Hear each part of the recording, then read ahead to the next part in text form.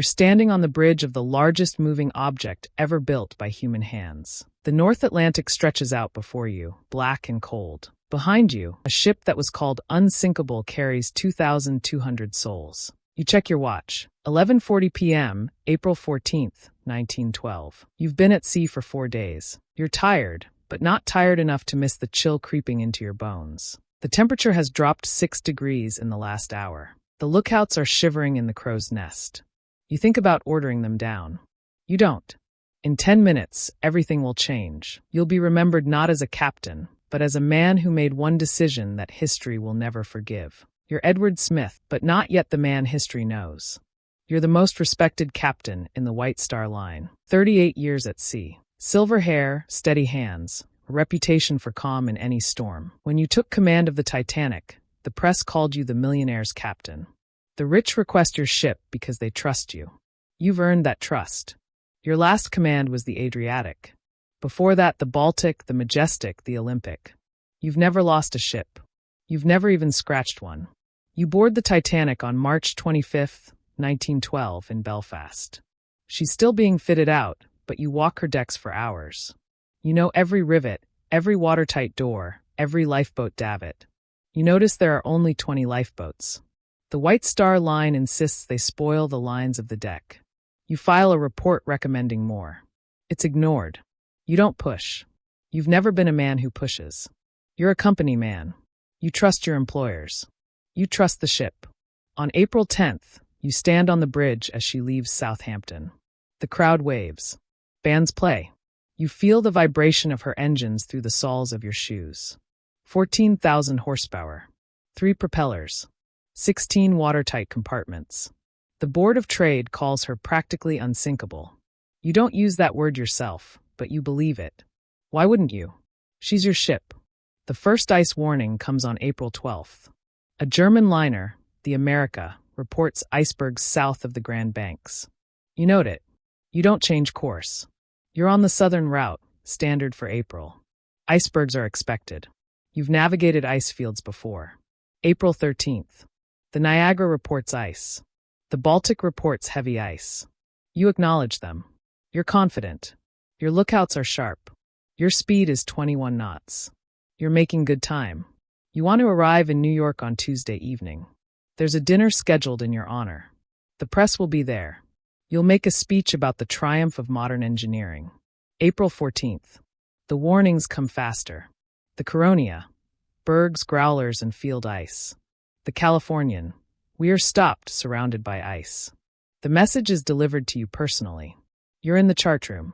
You read it, hand it back, and continue your conversation with Bruce Ismay, the White Star chairman. He's been pushing for a Tuesday arrival. You don't want to disappoint him. You order a slight turn south. It's a precaution. You don't slow down. Slowing down would delay the schedule. You've never delayed a schedule. The Californian tries again at 7:30 p.m. Their radio operator warns of 3 large bergs directly ahead. The Titanic's radio operator, Jack Phillips, is busy relaying passenger messages. He's exhausted. He snaps at the Californian. Shut up, I'm working.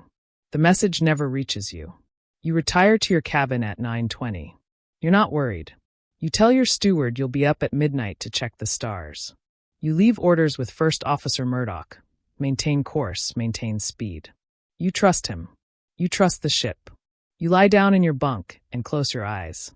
You wake at 11:40. Not from the impact. You don't feel it immediately. You wake because the engines have stopped. Silence.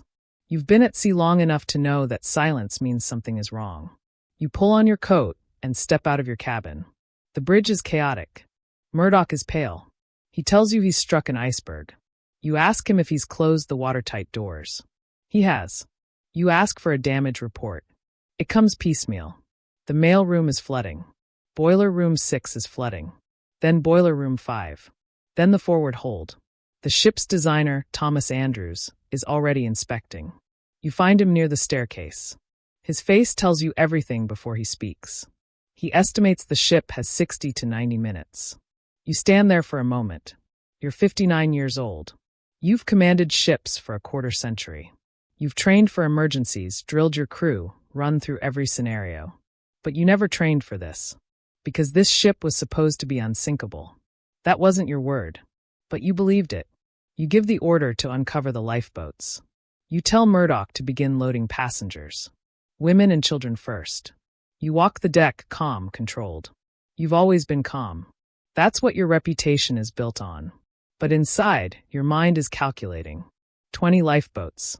1,178 seats. 2,200 people. You realize the math. And you realize what it means. The next 2 hours are the longest of your life. You move from boat to boat, encouraging, ordering, pleading. Some passengers refuse to leave. They say the ship is safer than the boats. They trust your judgment. They trust the ship. They trust you. You can't tell them the truth. You can't say that you've already failed them. You watch the boats launch half full. Murdoch lets men into the boats because there aren't enough women on that side. Lightoller launches boats with empty seats because he's following orders too strictly. You don't overrule them. You should. You don't. At 1:30 a.m., you give the order to start firing distress rockets. They streak into the sky, red stars that everyone can see. You hope the Californian will see them. She's only 10 miles away. Her crew watches the rockets. They don't come. They think it's company signals. They don't realize it's a ship dying. You walk back to the bridge. The bow is underwater. The ship is listing to port. The angle is increasing. You can hear the plates groaning, the rivets popping. Thomas Andrews finds you there.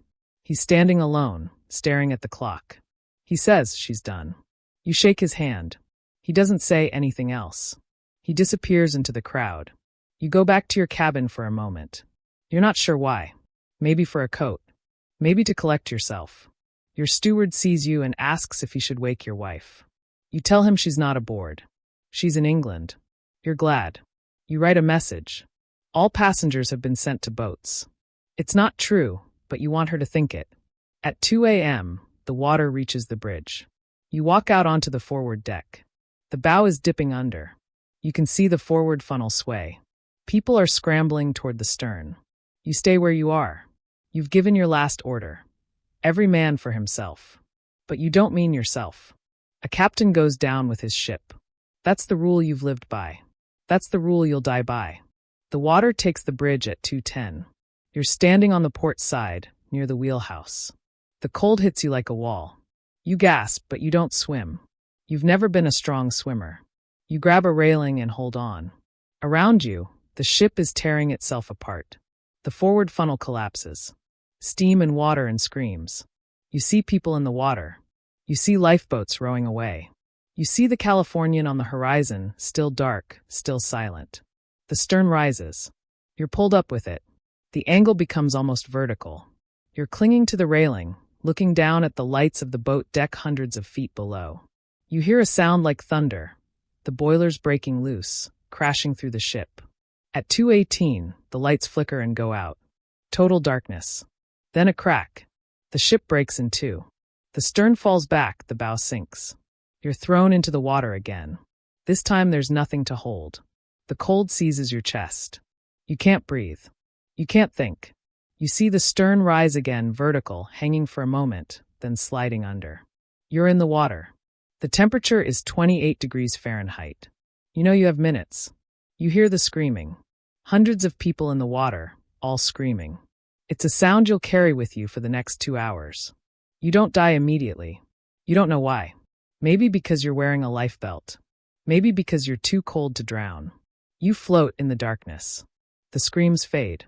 One by one, they stop. You're alone. A lifeboat comes back. Officer Lowe has gathered a few volunteers. They row through the bodies, looking for survivors. You hear a man calling out. They pull him aboard. Then a woman. Then you. They don't recognize you at first. You're covered in frost. Your hair is white with ice. Someone puts a coat around you. They take you to the Carpathia. On the Carpathia, you're identified. Passengers stare. Crewmen salute. You ask for a list of survivors. 7:05. The rest are gone. You ask for a list of the dead. They give you a partial. It includes your friend Thomas Andrews.